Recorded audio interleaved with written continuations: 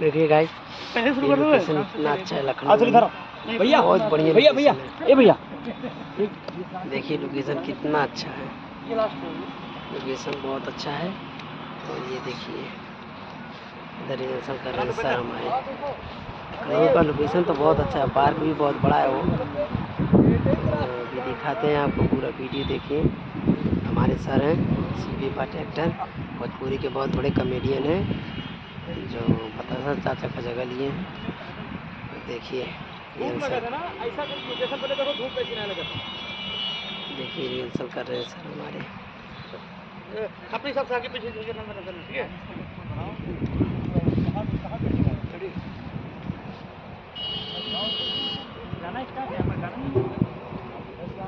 क्या बात है।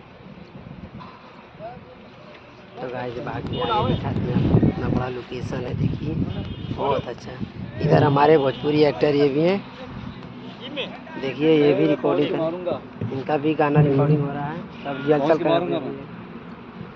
तो देखिए चाचा का सीबी भट्ट जी का हो रहा है वीडियो रिकॉर्डिंग।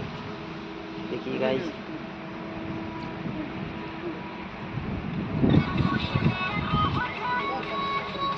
अब ऐसे मत करो, ये पर्सनल चीज़ है ना।